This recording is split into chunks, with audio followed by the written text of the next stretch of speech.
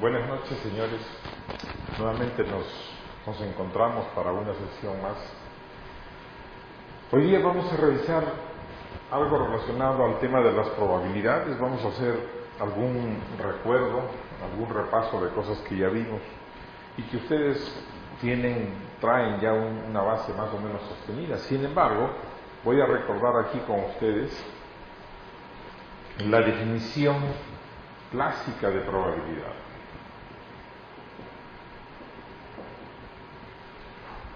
La definición clásica. Vamos en este sentido, ¿no? Si tenemos un cierto evento, llamémosle E, y ese evento puede ocurrir de n formas diferentes,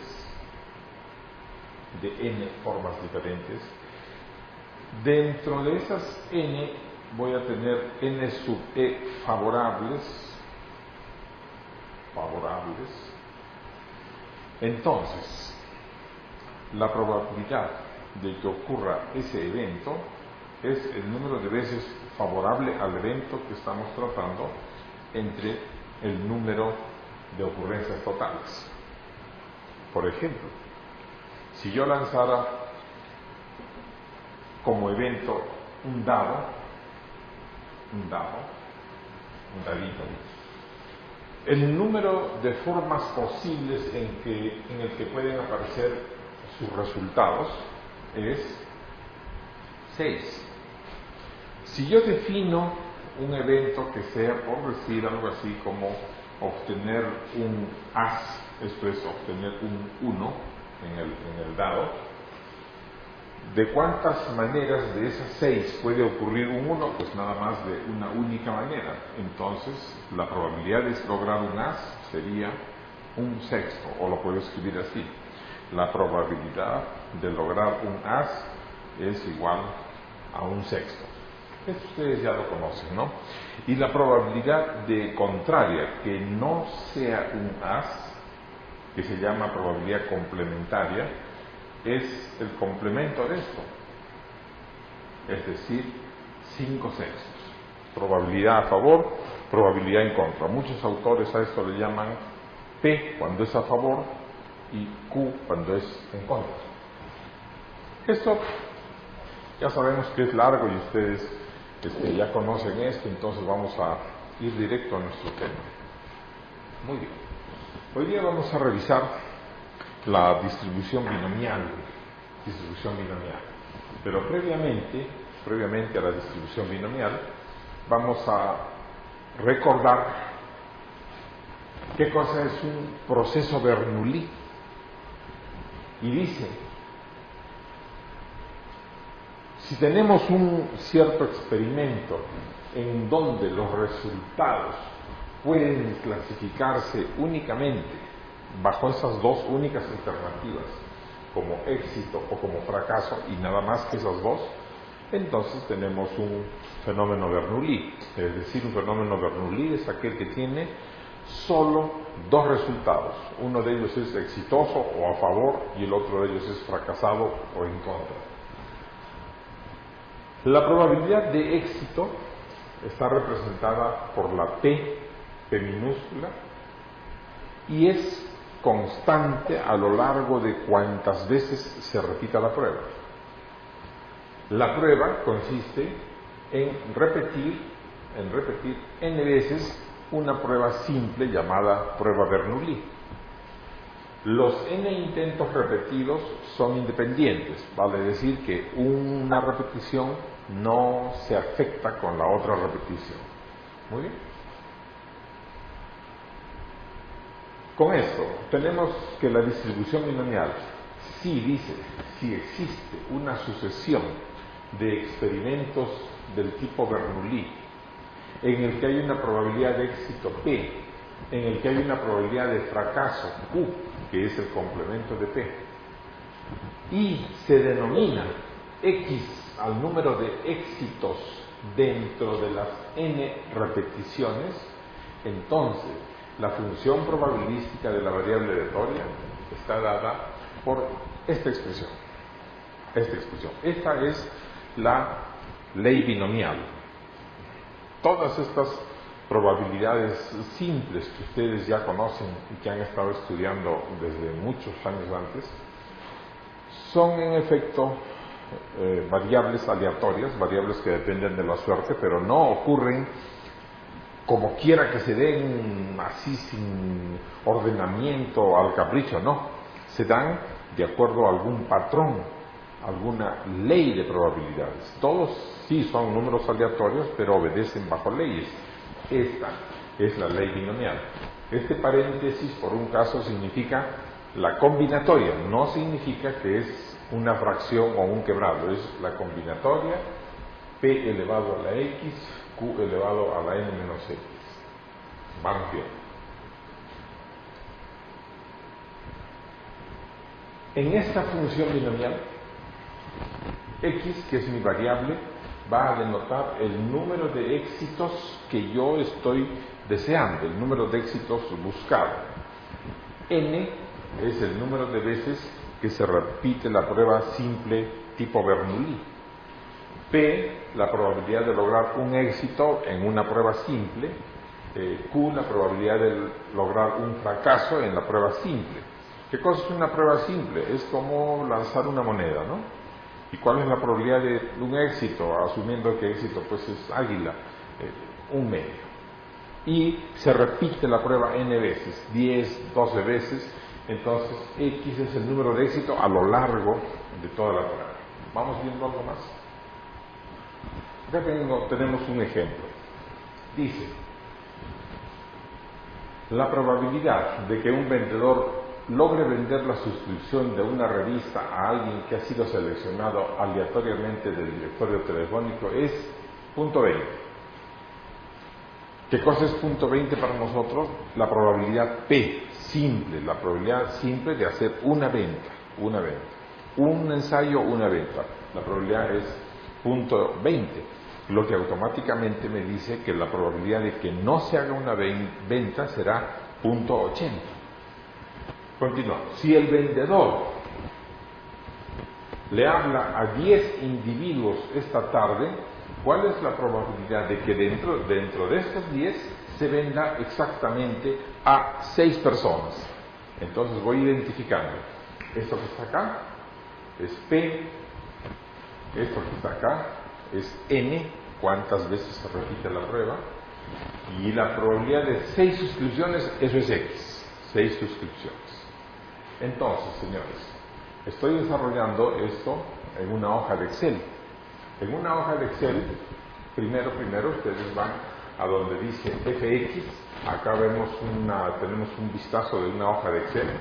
FX lo van a encontrar en esta parte. Allí presionamos y va a salir algo muy parecido a esto. Y dentro de esa, ustedes escogen aquí exactamente categoría estadísticas. Cuando aparezcan estadísticas, sí van a tener exactamente esto mismo con un listado de funciones estadísticas, dentro de las cuales me voy a buscar, entre otras, hay muchas, voy a buscar una que se llama dis.binom, que es la función binomial. La escribí aquí, pedir la función dis.binom. Luego de que aceptamos acá, damos un clic, va a aparecer esto, en el que me pide cuál es el número de éxitos que estoy buscando. 6 ventas, ese es el número de éxitos. ¿Cuál es el número de ensayos o de veces que se ha repetido la prueba binomial Bernoulli simple? 10 veces. ¿Cuál es la probabilidad de éxito? 0.2. Y esta que está con el casillero de acumulado le vamos a poner un 0 por el momento. De hecho, señores, cuando carguen ustedes estos datos, aquí y aquí, ya estamos viendo la probabilidad buscada. Claro, cuando yo dé clic en aceptar, va a salir en la hoja de Excel, pero por lo pronto ya tengo acá el valor que es el resultado. Muy bien. Entonces acá tengo que dice que la probabilidad de que se haga 6 ventas es 0.0055, que es lo que ya el Excel me ha dado. Esa es la probabilidad de 6 ventas. Podrían ser 5, podrían ser 4, podrían ser 3, un listado. Por eso puse acá, si completamos otros valores con la misma función, voy a tener una tabla más o menos de este tipo. Acá dice la probabilidad de realizar 0 ventas. Bueno, un poquito salado, no logró hacer ninguna venta en 10 intentos. Probabilidad de una venta, probabilidad de 2 ventas, de 3, de 4, 5, y continúa, ¿no? Aquí tenemos las respectivas probabilidades.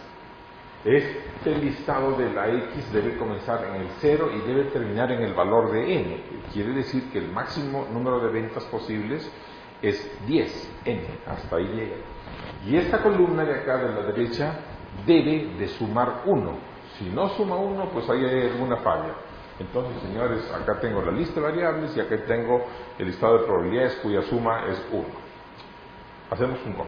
Señores, continuamos en el mismo caso, ¿no? Decíamos de que se listan todos los valores de la variable, desde el 0 hasta el 10, que sería el máximo. Se listan todas las probabilidades que deben sumar 1. Y con estas probabilidades yo podría construir tal vez un gráfico en Excel. Es este, ¿no? Es el gráfico. Acá tenemos la probabilidad de realizar ninguna venta. La probabilidad de realizar una venta, 2, 3, 4 y otros valores. Y vimos que la probabilidad de realizar 6 ventas es realmente una probabilidad muy pequeñita. Si fueran mis vendedores, sé que pedirles 6 ventas, muy pocos lo van a lograr, muy pocos. ¿Como cuántos? Nada más que, ¿está puesto? Serían 5 de 1000, muy pocos. ¿Cuántos lograrán 5 ventas? 26 de 1000, 88 de 1000, 201 de 1000. Bueno, pues estos son valores mucho más probables que ocurran. Es mucho más probable hacer 2 ventas que hacer 6 o 7 ventas, que ya son valores muy pequeños. Eso lo visualizo rápidamente aquí en este gráfico, ¿no? Este es un gráfico logrado a través de Minitab, en el que aparecen de una vez la media, desviación estándar, sesgo y otros valores, ¿no? De hecho, es una figura sesgada, está cargada hacia la izquierda y descargada hacia la derecha. Es una figura sesgada. Muy bien. Vamos a un segundo ejemplo. Dice, en un examen del tipo verdadero o falso, esos que no hay más que 2 posibilidades de atinarle, un alumno que no tuvo tiempo de estudiar empieza a adivinar las respuestas. El examen consta de 10 preguntas sin relación entre unas y otras, o sea que una no induce el resultado de la otra. ¿Cuál es la probabilidad que nada más adivinando, el alumno no estudió, cosa rara, adivinando respuestas, logre aprobar con un 8, ¿verdad? Logre aprobar con un 8. Entonces, identifiquemos. 8 es el número de éxitos que busco, este es X. Este es el número de veces que se repite la prueba simple, que consiste en adivinar una pregunta. Se repite 10 veces, hay 10 preguntas. ¿Y cuál es la probabilidad P de éxito o de fracaso? Está oculta aquí, ¿no? Ya sabemos que esto es como lanzar la moneda, verdadero o falso. ¿Cuál es la probabilidad de que adivine y atine efectivamente en el verdadero? Pues mitad, un medio. Y la probabilidad de un falso, pues también un medio, mitad. Con estas condiciones, señores, 8 éxitos buscados, probabilidad de un medio y n igual 10, voy a escribir mi función binomial, que si ya estoy práctico en el Excel, puedo digitar directamente la palabra dist.binom y cargar estos argumentos que son precisamente aquellos, incluyendo un 0, que luego lo vemos, y me da la probabilidad de que yo logre aprobar con un 8 un examen que lo adiviné, todo el examen. ¿Y qué me dice esto? Bueno, me dice, voy a tapar estos números, me dice, mira, en 4 de 100 exámenes lograrías aprobar. Lo que significa, pues, de que es una probabilidad bajísima de poder aprobar sin estudiar. Vamos revisando otro concepto, ¿no? Dice la función acumulada, que ya recordamos de nuestra tabla de frecuencias, hay una frecuencia acumulada, pues ahora hay una probabilidad acumulada que obedece a la misma ley de la tabla de frecuencias. Entonces, ¿qué cosa es una frecuencia acumulada? Una frecuencia, probabilidad acumulada, una probabilidad acumulada, le puse F mayúscula como en nuestro histograma, es la probabilidad de que mi variable tome ese valor y todos los inferiores. Es decir, que sea la probabilidad de 0 más la probabilidad de 1 más la probabilidad de 2 hasta el valor K, que es el que se fijó como límite. Acá lo volví a escribir, es esa misma expresión, ¿no? Y esta la puse nada más en una forma de sumatoria, pero en vez de poner probabilidades puse la función, que en nuestro caso es la función binomial. ¿Ok? Aquí vamos. Del problema 1, del problema que se refería a hacer 6 ventas en 10 intentos. Dice, sobre el problema 1, la venta de suscripciones a una revista, calcular la probabilidad de realizar 3 ventas o menos. 3 ventas o menos, automáticamente yo sé que es acumulado, porque va a acumular el 3 y también va a sumar el 2 y también va a sumar el 1 y también va a sumar el 0, no nos olvidemos del 0. Tendría que hacer una suma de por lo menos 4 términos, o mejor, en la función binomial le puse 3 ventas, aquí tengo el número de éxitos 3, de 10 veces que se repitió la prueba. La probabilidad de éxito en el ejemplo 1 era 0.2 y esta vez en el valor de acumulado le puse un 1. Aquí le pusimos un 0 hasta la anterior vez. Ahora es un 1 porque este 1 le dice, ahora sí quiero que me acumules. Y entonces acumulado cambia aquí totalmente, ¿no? Es 0.87. 0.87, señores, ¿no?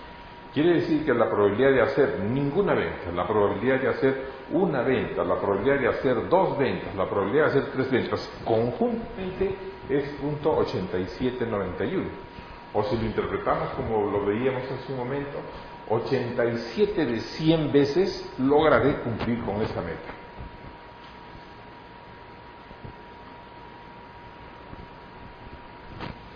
Bajo el mismo problema. ¿Y cuál sería la probabilidad de realizar por lo menos 6? Sería la probabilidad de 0 más la probabilidad de 1, de 2, de 3, de 4, de 5 y de 6. Entonces nada más puse acá un 5. Acá es 5 ventas. 5 ventas. La probabilidad me la da en forma automática acá. Nada más le puse un 1. ¿Qué indica el 1? Que sí acumule. ¿Y qué me indica el 0? Que no acumule, o sea que haya el valor puntual, solo ese valor. Y el 1, ese valor más todos los anteriores. Del segundo ejemplo, señores, del segundo ejemplo de aprobar mi examen adivinando, dice, calcule la probabilidad de que el alumno apruebe, pero no dice con cuánto, nada más dice apruebe. Pues ya sabemos que tenemos que aprobar con un 7, un 8, un 9 o un 10. 7, 8, 9 o 10. Entonces, ¿qué hice? Calculé la probabilidad de 7 para abajo. Y eso lo resté de 1. De 7 para abajo, pero aprobar es hacia arriba, entonces lo resté de 1. Acá escribí otras probabilidades basadas en la distribución binomial.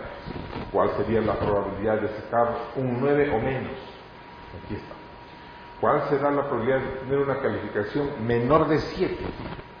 ¿Cuál será la probabilidad de obtener una calificación entre 4 y 7? Pero mucho cuidado, acá no incluye al 4, es mayor de 4. Acá sí incluye al 7 porque es menor o igual.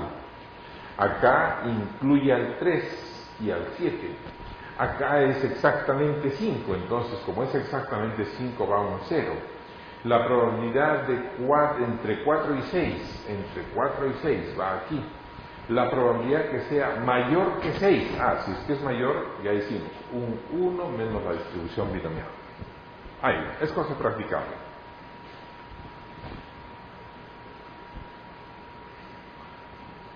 Aquí está mi tabla completa, ¿no? La probabilidad de 0, de 1, de 2, de 3, de 4. Perfecto. ¿Y cómo es acumulado? Acumulado es sumar 2, o en otro caso 3, o en otro caso 4 o 5, ir acumulando todos los valores. Y esa tabla obviamente la obtuve con el Excel. Es el mismo tipo de gráfico, pero para el segundo problema. Y sobre la distribución binomial, sabemos, acá dice la media de la distribución. ¿Cuál es el promedio de la distribución binomial? La media es n por p. Acá nos dice que la varianza es n por p por q. Veamos a qué se refiere esto. Si yo, por ejemplo, tengo un experimento en el que voy a lanzar la moneda, ¿cuántas veces voy a lanzar la moneda? Un número grande de veces. Y tengo nada más la probabilidad de sacar un águila. Entonces, ¿cuál es el número promedio de águilas en 200 lanzamientos? N por P. Tendría 100 águilas en 200 lanzamientos. Muy bien, señor. Estamos de regreso. Entonces, habíamos visto un teorema que nos proporciona la media y la varianza de la distribución binomial. Muy bien. Vamos viendo desde otro punto de vista. Acá tenemos el programa PHStat, que en nuestra clase que nos conocimos les mencionamos sobre el PHStat. Está en nuestra hoja web para que lo descarguen. Es un complemento de Excel, ¿no? Es un, si se quiere así, un mejorador del Excel. Cuando lo instalen va a aparecer nada más una oreja o un menú que diga PHStat, y dentro de esa vamos a bajar a la que diga probabilidad y distribuciones de probabilidad. Dentro de esta verán que hay varias. Voy a escoger la binomial. Aquí está, ahí le dan un clic en la binomial y después de dar clic debe aparecer esto. Veamos, este es como un tercer ejemplo. Aquí estoy poniendo que el número de muestra o de veces que se repite la prueba simple es 15. N, 15. La probabilidad de éxito es 0.25, ya es otro caso, 0.25. Y quiero que me dé las salidas para todos los valores, incluyendo el 0 e incluyendo el 15, o sea, un listado completo. Me dé además las probabilidades acumuladas y si desean un histograma, y le picamos en el OK. Después de picar en el OK va a aparecer esto, ¿no? Va a aparecer esto. ¿Qué nos dice acá? Nos dice, mire, el tamaño de la muestra o el número n es 15, la probabilidad de éxito es 0.25, está como en color azul claro, esos son datos. Y estos son resultados, aquí está precisamente la media, la varianza y la desviación, y me llena con este tablero, ¿verdad? Que comienza en el 0 y termina en el 15. Están todos los posibles valores. Aquí está la probabilidad individual, valor por valor. Aquí está la probabilidad acumulada con el símbolo menor o igual. Acá está acumulada pero hasta el anterior valor, o sea, no incluye el 5, sino que estaría hasta el 4. Y las probabilidades más bien hacia arriba, ¿no? Mayor que X o mayor o igual que X. O sea, me llena una tabla completa de valores, ¿no? Esto hace el PHStat. Yo nada más le introduje los valores N y P. N y P. Y le dije de dónde a dónde quiero, ¿no? Yo le puse todo. Esto hace el PHStat. Si algunos estudiantes manejan el Minitab, pues en el Minitab aquí estoy entrando a el menú Calc, que es como una calculadora, Calc, bajo a donde dice distribuciones de probabilidad, y en distribuciones de probabilidad pido binomial nuevamente. Notaron que hay muchas más, pido la binomial. Después de pedir la binomial va a aparecer esto, en el que le digo lo que quiero es la probabilidad. Número de ensayos me dice 15, probabilidad de éxito 0.25, y le digo que los resultados me los guarde en la columna 2, aquí. ¿Y dónde está la variable de entrada? En la columna X, que es esta. que es la columna que tiene mis valores desde el 0 hasta el 15. Después de que le dan en OK, debe generar esto, ¿no? Que es la lista de probabilidades con sus respectivos valores de la variable, que es también algo que ya hemos hecho en Excel. ¿Correcto? Señores, hasta aquí esta sesión. Vamos a continuar aún con el mismo tema, pero vamos a cambiar de distribución. Muy bien, señores, acá estamos nuevamente revisando otras distribuciones de probabilidad, y ahora vamos a continuar con la distribución de Poisson, pero previamente quiero hacer hincapié en que estamos revisando esta binomial, esta Poisson que vemos ahora, que son distribuciones discretas.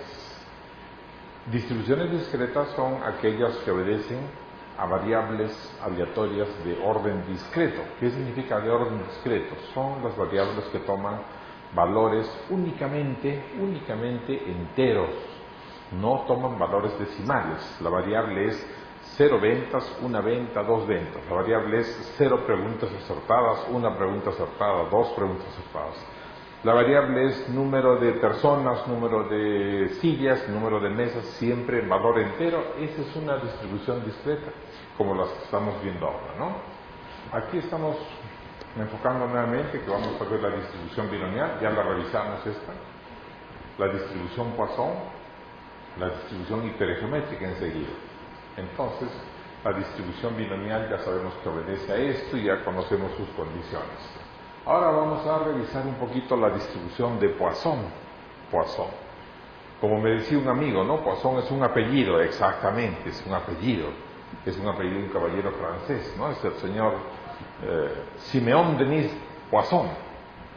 Vivió allá en 1700 y tantos. Dice acá, un experimento Poisson es el mismo que un experimento binomial, nada más que está sujeto a dos condiciones especiales que la hacen diferente. ¿Cuáles son?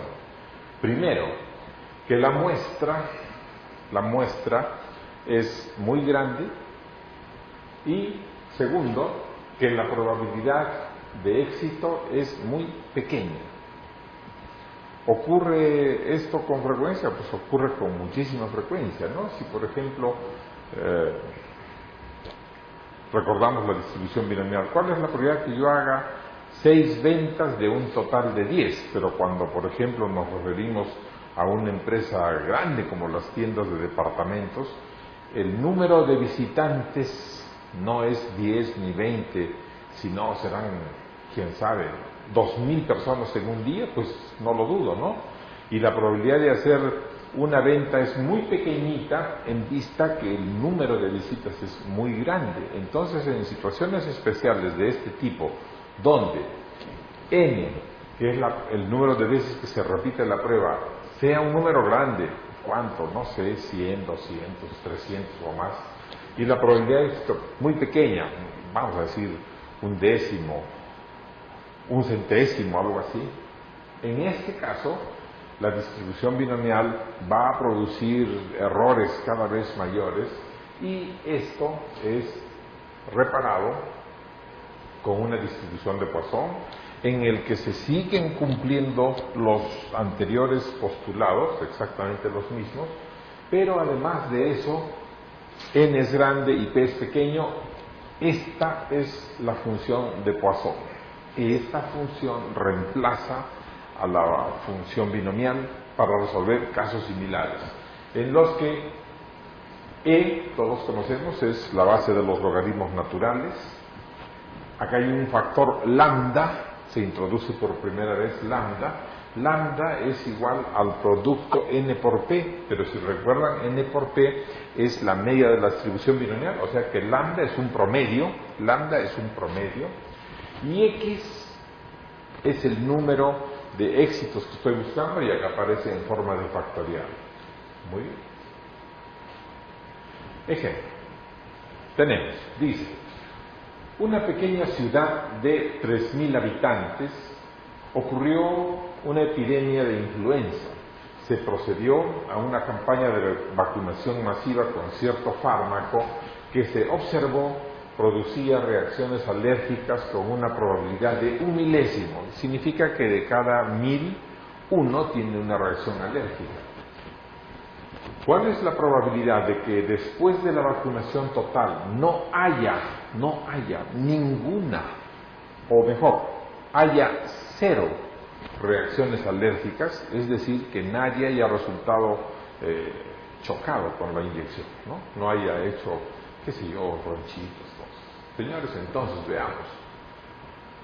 ¿Hay una prueba simple Bernoulli? Sí, porque yo le pongo la inyección, la vacuna a una persona y puede que sí y puede que no. Tiene 2 posibilidades. Sí le hace reacción y no le hace reacción. Se repite esa prueba N veces, se repite 3000 veces ese experimento simple tipo Bernoulli de poner una inyección 3000 veces. Acá tengo N. Tal vez lo voy apuntando acá, señores. N 3000 veces. Dice que se procede a la vacunación en sí y se observó que hay una probabilidad de 0.001 de que la persona le cause algún tipo de reacción alérgica. De estos 2 números puedo ir calculando el factor lambda, que es n por p. N va a ser 3000, P va a ser 1 milésimo, por tanto lambda es 3. Ya sé que el valor 3 es el promedio, Muy bien. Entonces aquí en mi solución, utilizando la función de Poisson tendría E a la menos lambda, pero lambda, acá ya vimos que lambda era 3, el número medio. Entonces ese 3 viene acá. E a la menos lambda, por lambda elevado a la x. ¿Qué cosa es x? Es 0 reacciones alérgicas, 0 reacciones alérgicas. Por eso estoy calculando la probabilidad de que nadie sea chocado por la inyección, entre 0 factorial. Efectuando esto con una calculadora tenemos este valor, y efectuando esto mismo a través de la función de Poisson, acá escribimos, así es la función, Poisson. Entonces, este número también puede ser evaluado a través de la función de Poisson, cuyos argumentos son 0 reacciones alérgicas, promedio de 3, que es el lambda que ya fue calculado, y 0 para que no acumule. Esto me debe dar, obviamente, la misma respuesta. Ustedes lo van a probar en su hoja de Excel. Muy bien. Luego, me pudieran decir, oye, pero también quiero saber cuál es la probabilidad de que haya un afectado por la reacción alérgica, o que haya 2 afectados o 3 afectados. Entonces vean ustedes acá que yo desarrollé en una forma algebraica, como para una calculadora. Acá tengo las respuestas para los diferentes valores de la variable, y también acá hice mi cálculo con funciones de Excel. Claro que estas funciones de Excel van a dar estas mismas respuestas, y aún con más exactitud que una calculadora electrónica. Son valores de posibles números de personas que vayan a ser afectados por una reacción alérgica. Okay. Perfecto, señores. Entonces, ya tengo acá una tabla de Poisson, y finalmente vamos a revisar lo mismo, pero cómo es el procedimiento en Minitab. En Minitab ya sabemos que entramos al menú Calc, bajamos hasta donde diga distribuciones de probabilidad, Poisson. Aquí lo tengo, En Poisson le voy a decir, mira, quiero que me calcules probabilidades. ¿Hay otras posibilidades? No, la primera, quiero que me calcules probabilidades. Los datos de entrada, ¿dónde están? En la columna X, es la primera columna de mi Minitab. Y me va a guardar los resultados en la columna 2. Aquí tenemos que ponerle la media, que es 3.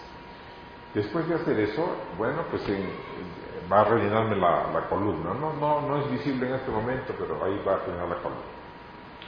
Aquí tenemos un segundo ejemplo. Veamos, dice: se ha observado que la cerveza vendida en un conocido supermercado se realiza a una tasa media de 6 cajas por hora. ¿Cuál es la probabilidad de que se saque al menos una caja durante los próximos 6 minutos? Acá vamos a hacer un par de operaciones. Veamos. Habla de una tasa media de 10 cajas por hora. Lo voy a escribir así: una tasa media de 10 cajas por hora. Perfecto, aquí me habla por hora, pero para fines de la pregunta me dice en 6 minutos. Voy a establecer una relación, ¿no? Si vende 10 cajas por hora, ¿cuántas venderá, por decir, en media hora? Media hora, pues la mitad de esto, ¿no? 5 cajas. Pero no es por media hora, sino es en 6 minutos. Entonces, ¿cuántas venderá en 6 minutos? Bueno, si vende 10 cajas por hora, la décima parte, claro, venderá una caja en 6 minutos. Este es el lambda que yo debo de usar. El lambda que esté referido a un periodo de tiempo como aquel. Me dice, ¿cuál es la probabilidad de que se saque al menos una caja? Señores, ¿qué cosa es al menos una caja? Veamos. Se pueden sacar una caja, se puede sacar 2, se puede sacar 3, 4, 5, 6, 7, se pueden sacar muchísimas, no sé cuántas. ¿Y qué cosa es al menos una caja?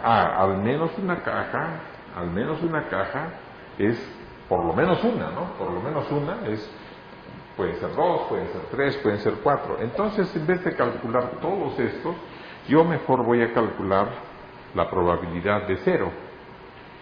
Y voy a hacer a las finales 1 menos la probabilidad de 0, y esa es la probabilidad que me están pidiendo, ¿no? ¿Correcto? Porque acá me dice al menos una caja.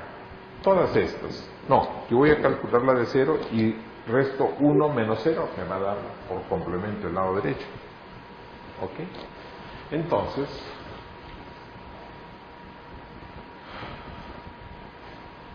establecimos acá que es una cada 6 minutos. Este 1 es el valor de lambda que va a entrar aquí y aquí.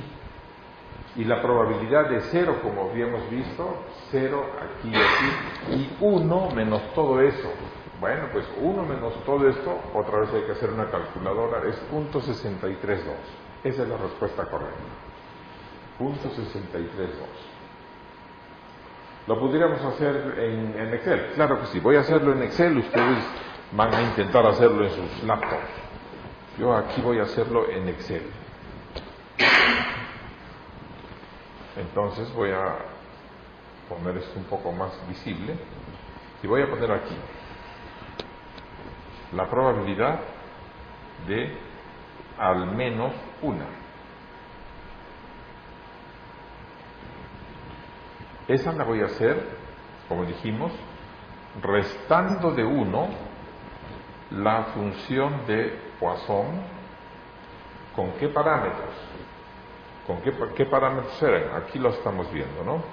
Con el parámetro 0, con el valor 0, x igual 0. Entonces acá voy a poner 0, coma. ¿Qué media teníamos? Una caja. Una caja. Acumulado, no es necesario acumular. Listo. Este es .632.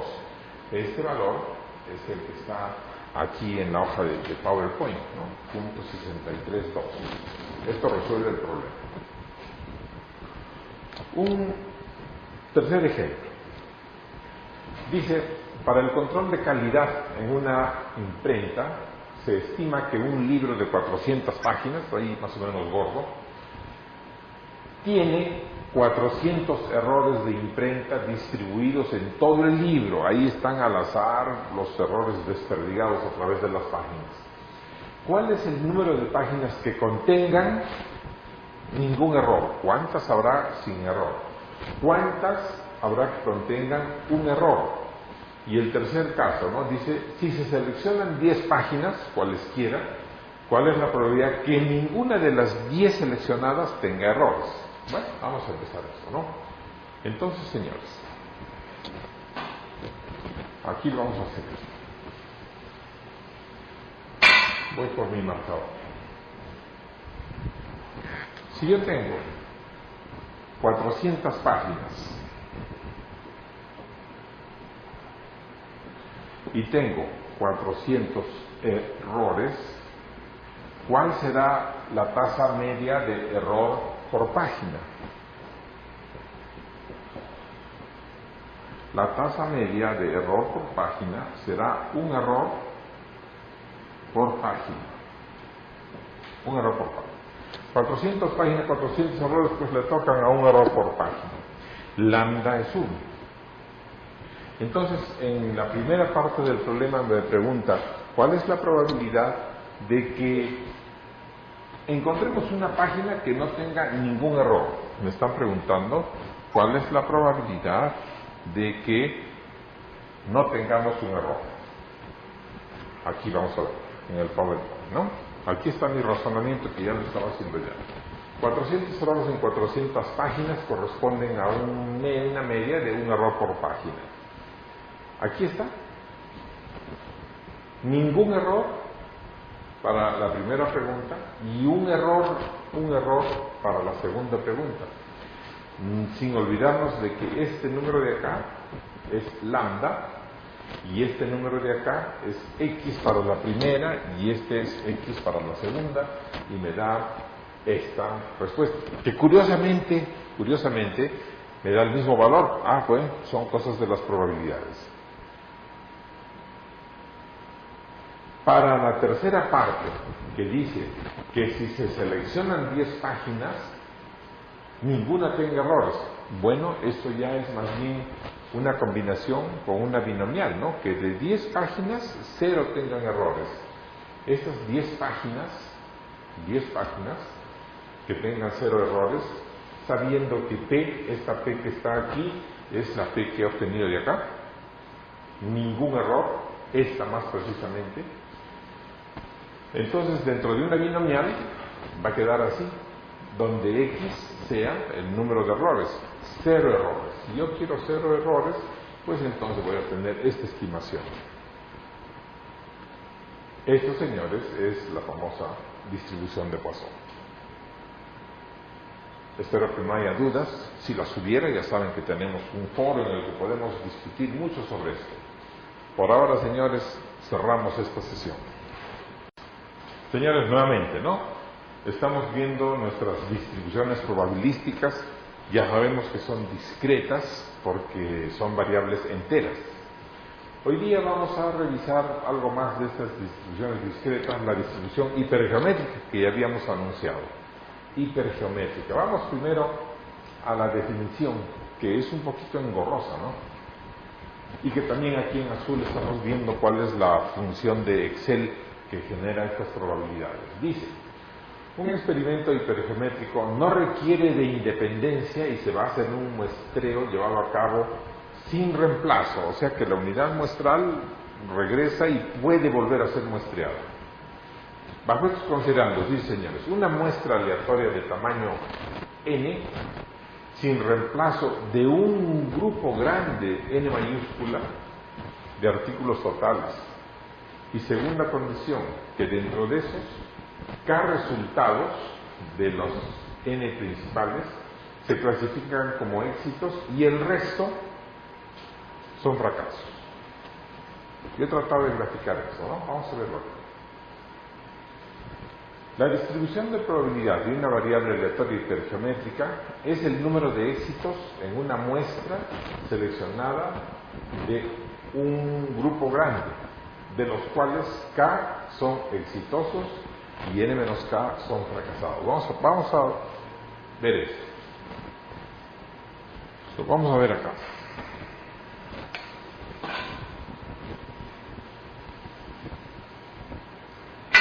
Yo tengo un grupo,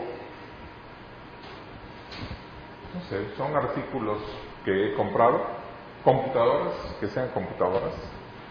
Vamos a ponerle números para que lo identifiquemos, ¿no? Compré 10 computadoras. Estas 10 computadoras, pues yo no lo sabía, pero habían unas falladas. Ah, bueno, hay unas falladas. ¿Cuántas falladas? Pues asumamos de que son 3. Estas son falladas. Mejor lo voy a poner, sí, está bien, N. ¿Y cuántas no falladas? Ah, tienen que ser 7. Acá voy a hacer una corrección. Mejor así. Si de 10, 3 son falladas, 7 son no falladas. Este es N-K. Un grupo grande se parte en 2 subgrupos. Claro que la suma de estos 2 me da esto. Un grupo grande tiene una característica y el resto tienen otra característica. Eso es esto, ¿no? Ese es esto.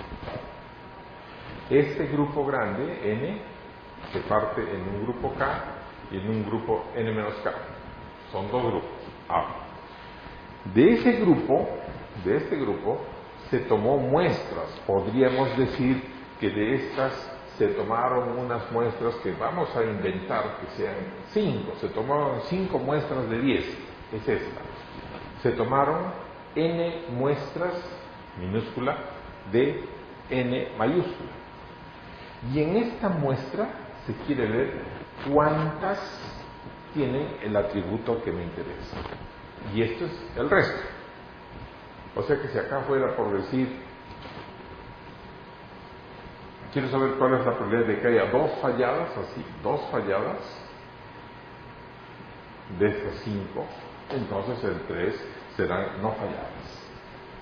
Estos paréntesis, por un caso, señores, estos paréntesis son combinatorias, no son paréntesis simples, son combinatorias que ya sabemos se resuelven mediante factoriales o mediante nuestra función de Excel. Vamos a un caso. Dice, ejemplo número 1. El encargado de una oficina de correos debe enviar 6 de 15 paquetes a Europa por correo aéreo, pero los revuelve. Se le confundieron toditos, ¿no? Los revuelve y entonces, como sabían que eran 6, pone al azar 6 de esos paquetes en correo aéreo y se pregunta cuál es la probabilidad de que de esos 6, 3 son los que verdaderamente debían ir por correo aéreo y los otros 3 no debían ir por correo aéreo. Vamos a ponerlo acá.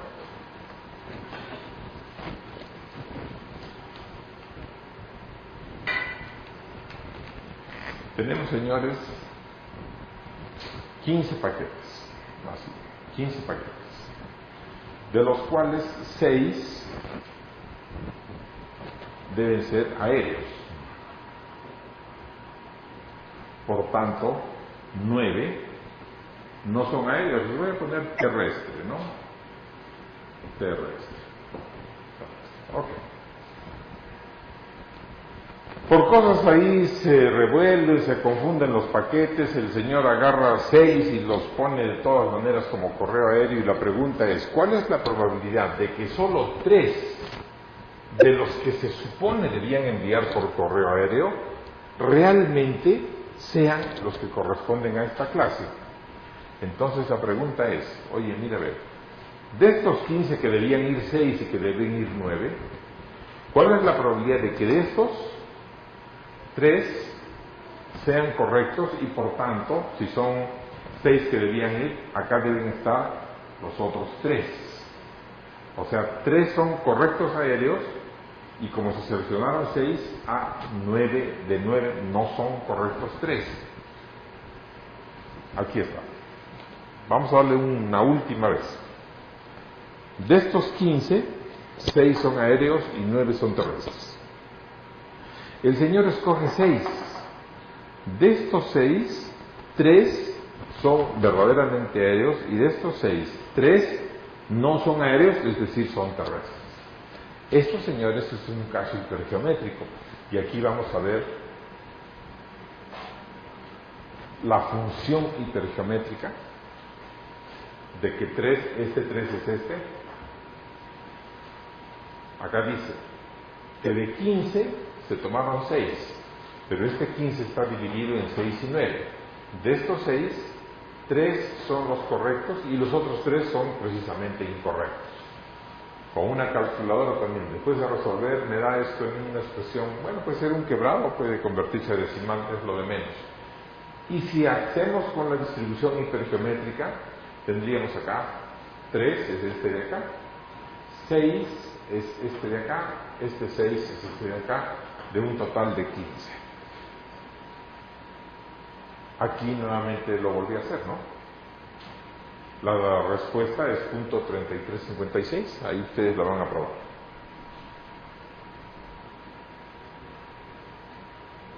Perfecto, vamos a continuar. Ejemplo número 2. Dice, un comité compuesto de 7 personas se selecciona un grupo formado por 3 químicos y 6 físicos. Dice determinar la distribución. Bueno, cuando me dice determinar la distribución es sinónimo de decirme, hazme la tabla de probabilidades. Toda la tabla de probabilidades. Entonces, señores, a ver, vamos a ver. Tenemos 3 químicos y 6 físicos, y de esos 3 químicos y 6 físicos vamos a seleccionar un comité de 7 personas. Aquí lo vamos a hacer. Tengo 3 químicos y 6 físicos. Tengo en realidad 9 personas. O sea que cuando yo esté haciendo acá mis funciones de probabilidad, como esta es una distribución hipergeométrica, acá va a ir una combinatoria y acá van a ir otras combinatorias. Entonces, de un total de 9, pero este total de 9 está compuesto en 3 químicos y 6 físicos. De este total de 9, dice, se van a seleccionar un comité de 7. De estos 9 se van a elegir 7. La pregunta es,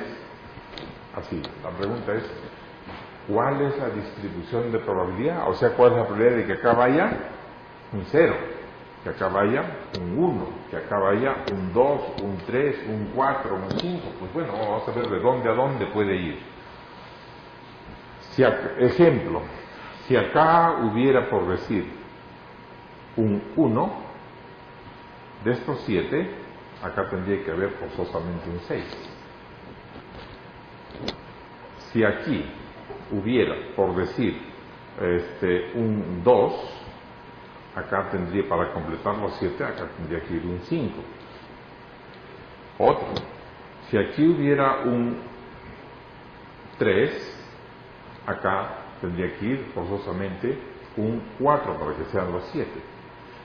Acá puede ir 4, no pueden ir 4. Aquí no pueden ir 4 porque solamente hay 3 químicos. Pudiera ser, recordemos, no podría ser así, porque de 3 hay que escoger 4, imposible. O sea que el máximo valor que entra acá es un 3. Por el otro extremo, ¿será posible que acá vaya un 0? Veamos. Este 7 se partió en 0 y acá tendría que haber un 7. Tampoco nada. De 6 no podría escoger 7. Veamos. Un 1.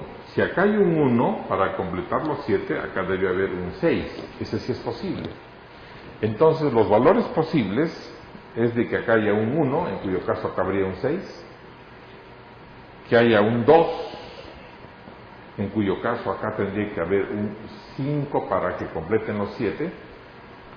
Puede ir un 3, en cuyo caso acá habría un 4, para que 3 y 4 sean los 7. Y nada más, porque acá 4 ya no podría entrar, el 4 ya no puede ser elegido de 3. Entonces, señores, ahorita mi preocupación es determinar la probabilidad de cada uno de ellos. Esto lo hacemos enseguida. Perfecto. Entonces, señores, entendemos que cuando me dice determinar la distribución es todo el listado, ¿no? En primer lugar, listar los posibles diferentes valores de la variable asociado con sus probabilidades, crear una tabla, ¿no? Y veíamos acá en nuestro razonamiento que esta X, este es el valor de X, puede tomar solamente los valores 1, 2 y 3, porque si toma un valor menor acá, ejemplo un 0, acá tendría que haber un 7 y ya no se puede. Y el máximo es un 3 porque 4 ya no se podría tomar 4 de 3 personas. Entonces tengo que desarrollar esto y generar mi tabla de probabilidades. Aquí vamos, ¿no? Aquí vamos. Aquí lo vamos a ver. Aquí está, ¿no? La probabilidad de una, acá hay un 1 y un 6 para que sumen el 7, el 9 como siempre se partió en 3 y 6. Acá para un 2 hay un 2 y un 5 para que sumen el 7, el 9 no se movió, 3 y 6. Una probabilidad de 3 y 4, 7, el 9 sigue en las mismas condiciones, ¿no? Después de aplicar aquí un poco de cálculo, vamos a tener un doceavo, 6 doceavos, 5 doceavos. Lo expresé en forma de fracción. Si alguien quiere, puede hacerlo decimal, perfecto, no hay ningún problema. Y aquí asocié la función hipergeométrica que resuelve cada una de estas. O sea que si yo hago a través de esta que está en azul, ya no es necesario efectuar esta, basta esta que me va a dar los mismos resultados. Perfecto, señores. Teniendo estos resultados, lo que tengo que hacer ahora es rellenar esto, ¿no? Escribir una tabla, y la voy a volver a escribir aquí. La voy a volver a escribir. Esto que estoy escribiendo acá es una distribución de probabilidad, en la que pongo los valores de la variable,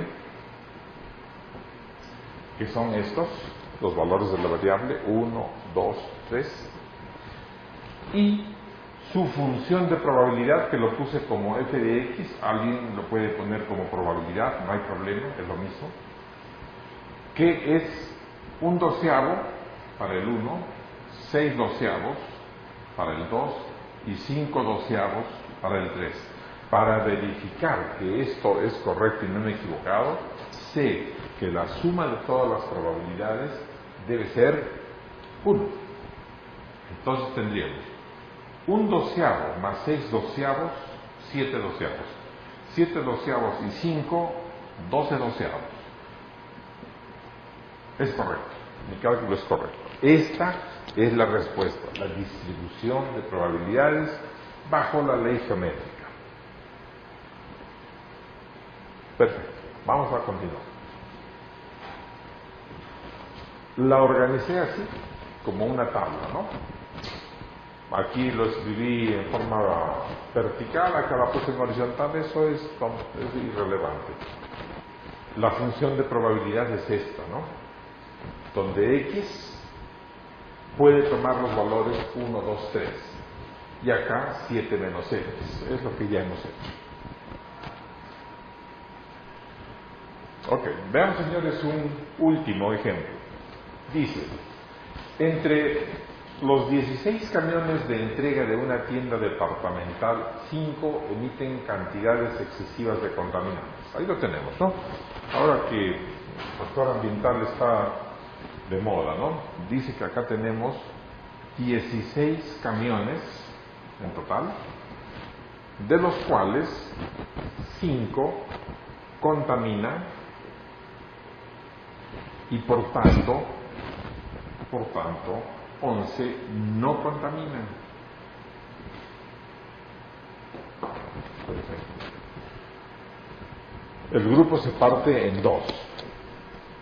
Luego dice, si se seleccionan al azar 8 de los camiones para una inspección, aquí lo tenemos, de estos vamos a seleccionar 8.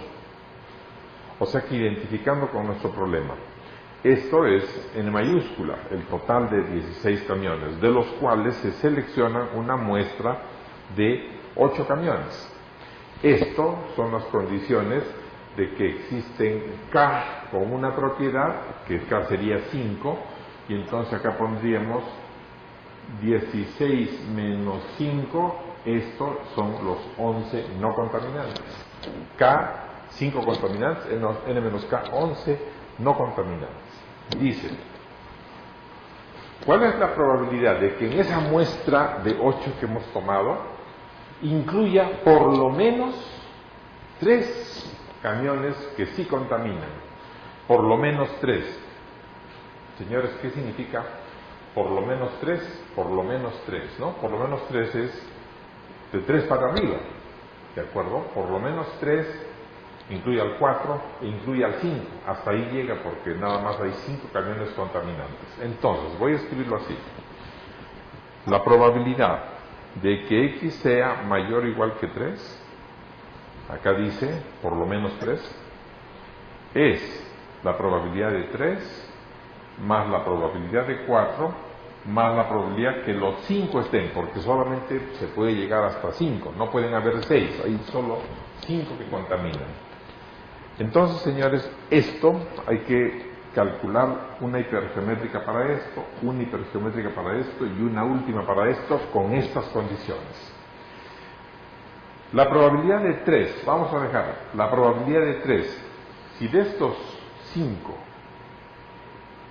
queremos que 3 sean contaminantes, significa que 5 no lo son, porque la muestra que se ha tomado es de 8. Si en esos 8 hay 3 que contaminan, claro que hay 5 que no contaminan. Veamos, por ejemplo, la probabilidad de 4. Si en estos 8, 4 contaminan, entonces 4 no contaminan. La última, la probabilidad de 5. Si es que hay 5 que contaminan, entonces de estos 8, 3 no contaminan. Esto, señores, lo resolví aquí. Vamos a ver cómo lo puse, ¿no? Lo puse de esta manera. La probabilidad pedida es la probabilidad de 3 más la probabilidad de 4 más la probabilidad de 5. Esta es la probabilidad de 3. Acá están los 16 totales partidos en 5 que sí y 11 que no contaminan. Y ese está en los 3. ¿Qué cosa se mueve? Se mueve la variable que acá es 3, que acá es 4 y que acá es 5. De estos 8, 3 contaminan, por tanto 5 no lo hacen. De estos 8, 4 contaminan, por tanto 4 no lo hacen. De estos 8, si contaminaran 5, entonces 3 no contaminarían. Nuevamente calculadora y me da esto, o aplico mis funciones de Excel, ¿no? Obviamente, señores, la respuesta es la misma. Esta es la famosa distribución hipergeométrica, que es muy similar a la binomial. Hay siempre dos grupos, éxito-fracaso. Muy similar a la Poisson, nada más que ya sabemos que la Poisson requiere que n sea grande y p pequeño. Y esta prueba que no requiere independencia. Entonces, señores, hay una pequeña tarea sobre estos casos. Recuerden que siempre tenemos un foro de discusión para afinar detalles e ideas. Y tenemos un chat un día a la semana. Ustedes saben qué día es el chat. Nos vemos en el chat. Muchas gracias, señores, y hasta pronto.